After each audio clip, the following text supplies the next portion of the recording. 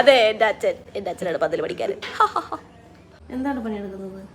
അടുപ്പിൽ തീപ്പൊന്തിക്കുക, അടുപ്പ് വീറാക്കുക, എന്നിട്ട് ചോറിന് വെള്ളം വെക്കുക. ചോറെല്ലാം വെക്കാൻ തുടങ്ങി.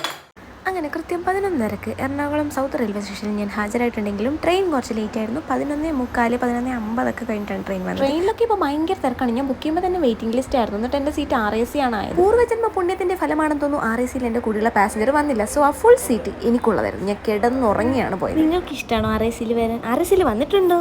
അങ്ങനെ ഞാൻ നാട്ടിലെത്തി ഓട്ടോ പിടിച്ച് വീട്ടിലോട്ട് പോവാണ്. അച്ഛനോട് പറഞ്ഞു പൈസ എടുത്ത് വെക്കാൻ, കാരണം എൻ്റെ കയ്യിൽ പൈസ ഇല്ലായിരുന്നു. അങ്ങനെ ഓട്ടോറിക്ഷ വീട്ടിലെത്തുമ്പോഴേക്ക് അച്ഛൻ പൈസ എടുത്ത് പുറത്ത് നിന്നിട്ടുണ്ടായിരുന്നു. This is my pitaji. കാണുമ്പോൾ ഒരു 50 വയസ്സേ പറയുള്ളെങ്കിലും പുള്ളിക്ക് നല്ല പ്രായമുണ്ട്. ഷഷ്ടി പൂർത്തി കഴിഞ്ഞിരിക്കുവാണ്. അവിടുത്തെ അമ്മ എണീച്ചില്ലേ? എന്റെ റൂം തുറന്നു നോക്കിയപ്പോൾ അവിടെ ഒരാൾ വലിഞ്ഞു കയറി കിടക്കുന്നു. Who is that? ഓ, അത് ഡെക്കറേഷൻ പണിക്ക് വന്നൊരു കൊച്ചാണ്. പറഞ്ഞാൽ കേൾക്കുന്ന സ്വഭാവം പണ്ടേ ഇല്ലാത്തതുകൊണ്ട് പിന്നെ ഒരു അരമണിക്കൂർ കഴിഞ്ഞിട്ടാണ് ഞാൻ കുളിച്ചത്. സാധാരണ ഞാൻ വരുമ്പോൾ രാവിലെ എൻ്റെ അമ്മയാണ് ആദ്യം എണീക്കുക. പക്ഷേ ഇപ്രാവശ്യം അങ്ങനെയല്ല. അച്ഛൻ എണീക്കുന്നു, ചോറ് വെക്കുന്നു. എല്ലാത്തിനും കാരണം ഒരാളാണ്. അയ്യോ, ഇയാളല്ല, ഇത് ഇയാള്. തുണി വെച്ചിട്ട്